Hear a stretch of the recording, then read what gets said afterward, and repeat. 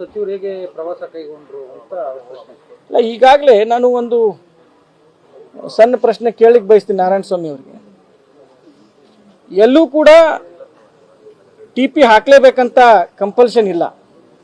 ಸರ್ಕಾರಿ ಕಾರ್ಯಕ್ರಮಗಳಿಗೆ ಹೌದು, ಸರ್ಕಾರಿ ಕಾರ್ಯಕ್ರಮಗಳಿಗೆ ನಾವು ಕಂಪಲ್ಸರಿಯಾಗಿ ಟಿಪಿ ಹಾಕಬೇಕಾಗತ್ತೆ. ಯಾಕಂದ್ರೆ ಎಲ್ಲರಿಗೂ ಅದ್ರ ಮಾಹಿತಿ ಬೇಕು. ಕೆಲವೊಂದು ವೈಯಕ್ತಿಕ ಕಾರ್ಯಕ್ರಮಗಳಿಗೆ ನಾವು ಟಿಪಿ ಹಾಕ್ಬೇಕಂತ ಎಲ್ಲೂ ಹೇಳಿಲ್ಲ. ಅದು ವೈಯಕ್ತಿಕವಾಗಿತ್ತು. ನಾವು ಒಂದು ಪೂಜೆ ಅಟೆಂಡ್ ಮಾಡಲಿಕ್ಕೆ ತಡರಾತ್ರಿ ಹೊರಟಿರೋದ್ರಿಂದ ಟಿಪಿ ಹಾಕಿಲ್ಲ. ತಪ್ಪೇನಿದೆ ಅದರಲ್ಲಿ? ಅದಕ್ಕೆ ಈ ರೀತಿ ನೀವು ಹೇಳಿಕೆಗಳನ್ನ ಕೊಡೋದು ನಿಲ್ಲಿಸಬೇಕು. ಮತ್ತೆ ನೀವು ಜನರಿಗೆ ಈ ರೀತಿ ಬೇಜವಾಬ್ದಾರಿ ಹೇಳಿಕೆ ನಿಲ್ಲಿಸಬೇಕಂತ ಸಂದರ್ಭ ಹೇಳ್ತೀವಿ. ಮಾಡಕ್ಕಿಂತ ಮುಂಚೆನೆ ಗಾಡಿ ಅಲ್ಲಿಂದ ಎತ್ತಬಾರ್ದಿತ್ತು. ಇನ್ಸ್ಪೆಕ್ಷನ್ ಮಾಡಕ್ಕಿಂತ ಮುಂಚೆನೆ ಗಾಡಿ ಅಲ್ಲಿಂದ ಯಾಕೆ ತೆಗೆದ್ರು ಅಂತ ಒಂದು ಈಗ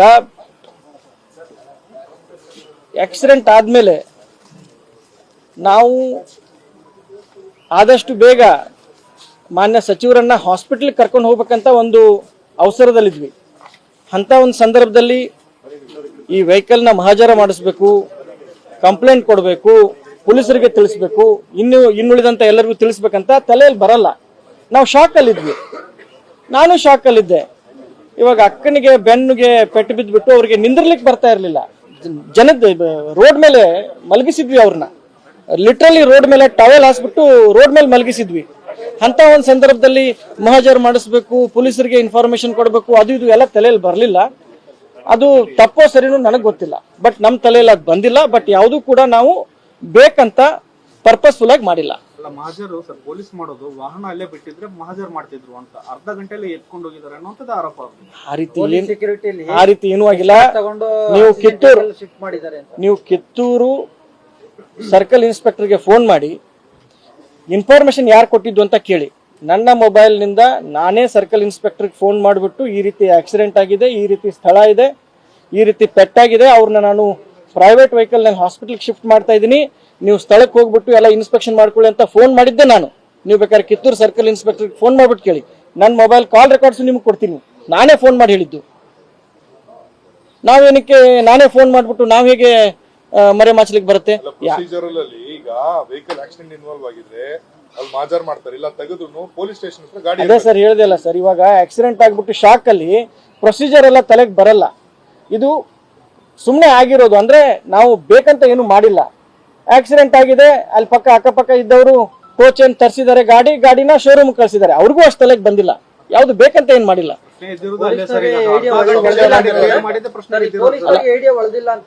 ಇಲ್ಲ, ಪೊಲೀಸರದವ್ರದ್ದೇನು ತಪ್ಪಿಲ್ಲ ಇದ್ರಲ್ಲಿ. ಅವರು ಬರೋಕ್ಕಿಂತ ಮುಂಚೆನೆ ಅಲ್ಲಿ ಅಕ್ಕಪಕ್ಕ ಇದ್ದವರು ಏನೋ ಒಂದು ತಲೆ ಉಪಯೋಗಿಸ್ಕೊಂಡ್ಬಿಟ್ಟು ಟೋ ಚೇಂಜ್ ಮಾಡಿಬಿಟ್ಟು ಕಳಿಸಿದ್ದಾರೆ. ಇದರಲ್ಲಿ ಯಾವುದೇ ಪೂರ್ವ ನಿಯೋಜಿತ ಕೃತ್ಯ ಅಂತೂ ಏನೂ ಇಲ್ಲ. ಮತ್ತೆ ವೆಹಿಕಲ್ ನಲ್ಲಿ ಯಾವುದೇ ರೀತಿಯ ದುಡ್ಡು ಇರಲಿಲ್ಲ, ಯಾವುದೇ ರೀತಿಯ ಸಾಕಾಣಿಕೆ ಇರಲಿಲ್ಲ. ಅಂಥದ್ದು ನಮ್ಗೆ ಪರಿಸ್ಥಿತಿನೂ ಬಂದಿಲ್ಲ. ಮತ್ತೆ ಲಕ್ಷ್ಮೀ ಹೆಬ್ಬಾಳ್ಕರ್ ಅವರು ಇದುವರೆಗೇನು ತಮ್ಮ ಒಂದು 25 ವರ್ಷದ ರಾಜಕೀಯ ಅವರ ಒಂದು ಇದರಲ್ಲಿ ಜೀವನದಲ್ಲಿ ಯಾವುದೂ ಕೂಡ ಒಂದು ಕಪ್ಪು ಚುಕ್ಕೆ ಇಲ್ಲ. ಈ ರೀತಿ ಹಣ ಸಾಗಾಟನೆ ಮಾಡೋದು, ಅದನ್ನ ಮಾಡೋದು, ಈ ರೀತಿ ಅವ್ರಿಗೆ ಅವಶ್ಯಕತೆನೂ ಇಲ್ಲ. ಆ ರೀತಿ ಏನು ಆಗೇನೂ ಇಲ್ಲ.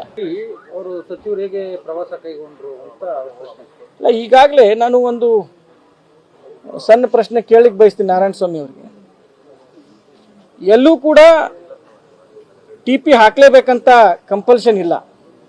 ಸರ್ಕಾರಿ ಕಾರ್ಯಕ್ರಮಗಳಿಗೆ ಹೌದು, ಸರ್ಕಾರಿ ಕಾರ್ಯಕ್ರಮಗಳಿಗೆ ನಾವು ಕಂಪಲ್ಸರಿಯಾಗಿ ಟಿಪಿ ಹಾಕಬೇಕಾಗತ್ತೆ. ಯಾಕಂದ್ರೆ ಎಲ್ಲರಿಗೂ ಅದ್ರ ಮಾಹಿತಿ ಬೇಕು. ಕೆಲವೊಂದು ವೈಯಕ್ತಿಕ ಕಾರ್ಯಕ್ರಮಗಳಿಗೆ ನಾವು ಟಿಪಿ ಹಾಕ್ಬೇಕಂತ ಎಲ್ಲೂ ಹೇಳಿಲ್ಲ. ಅದು ವೈಯಕ್ತಿಕವಾಗಿತ್ತು. ನಾವು ಒಂದು ಪೂಜೆ ಅಟೆಂಡ್ ಮಾಡಲಿಕ್ಕೆ ತಡರಾತ್ರಿ ಹೊರಟಿರೋದ್ರಿಂದ ಟಿಪಿ ಹಾಕಿಲ್ಲ. ತಪ್ಪೇನಿದೆ ಅದರಲ್ಲಿ?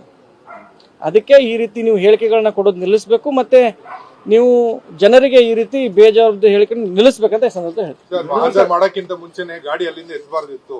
ಇನ್ಸ್ಪೆಕ್ಷನ್ ಮಾಡಕ್ಕಿಂತ ಮುಂಚೆನೆ ಗಾಡಿ ಅಲ್ಲಿಂದ ಯಾಕೆ ತೆಗೆದ್ರು ಅಂತ ಒಂದು ಈಗ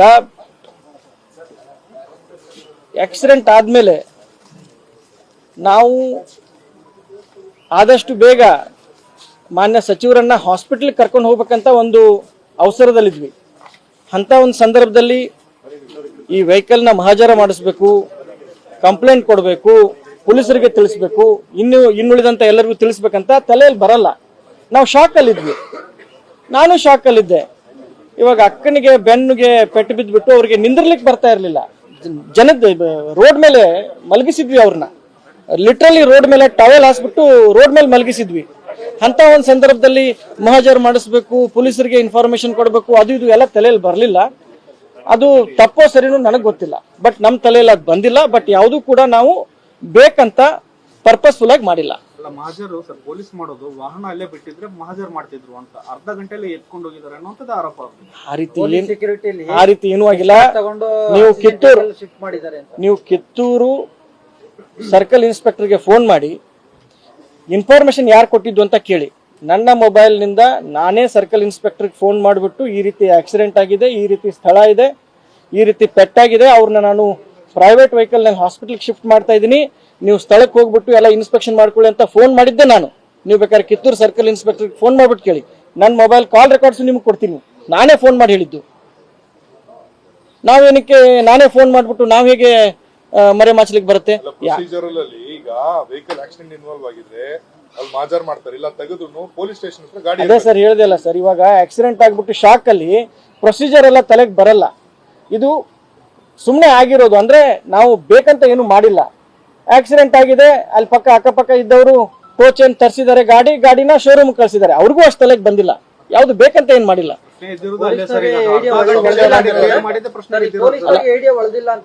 ಇಲ್ಲ, ಪೊಲೀಸರದವ್ರದ್ದೇನು ತಪ್ಪಿಲ್ಲ ಇದ್ರಲ್ಲಿ.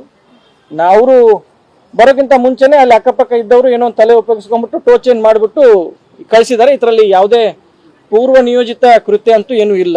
ಮತ್ತೆ ವೆಹಿಕಲ್ ನಲ್ಲಿ ಯಾವುದೇ ರೀತಿಯ ದುಡ್ಡು ಇರಲಿಲ್ಲ, ಯಾವುದೇ ರೀತಿಯ ಸಾಕಾಣಿಕೆ ಇರಲಿಲ್ಲ, ಅಂಥದ್ದು ನಮ್ಗೆ ಪರಿಸ್ಥಿತಿನೂ ಬಂದಿಲ್ಲ. ಮತ್ತೆ ಲಕ್ಷ್ಮೀ ಹೆಬ್ಬಾಳ್ಕರ್ ಅವರು ಇದುವರೆಗೇನು ತಮ್ಮ ಒಂದು 25 ವರ್ಷದ ರಾಜಕೀಯ ಅವರ ಒಂದು ಇದರಲ್ಲಿ ಜೀವನದಲ್ಲಿ ಯಾವುದೂ ಕೂಡ ಒಂದು ಕಪ್ಪು ಚುಕ್ಕೆ ಇಲ್ಲ. ಈ ರೀತಿ ಹಣ ಸಾಗಾಟನೆ ಮಾಡೋದು, ಅದನ್ನ ಮಾಡೋದು, ಈ ರೀತಿ ಅವರಿಗೆ ಅವಶ್ಯಕತೆನೂ ಇಲ್ಲ. ಆ ರೀತಿ ಏನು ಆಗೇನೂ ಇಲ್ಲ. ಹೆಚ್ಚಿನ ವಿಡಿಯೋಗಳಿಗೆ ಪ್ರತಿಧ್ವನಿ ಯೂಟ್ಯೂಬ್ ಚಾನೆಲ್ ಸಬ್ಸ್ಕ್ರೈಬ್ ಮಾಡಿ, ಬೆಲ್ ಐಕಾನ್ ಕ್ಲಿಕ್ ಮಾಡಿ.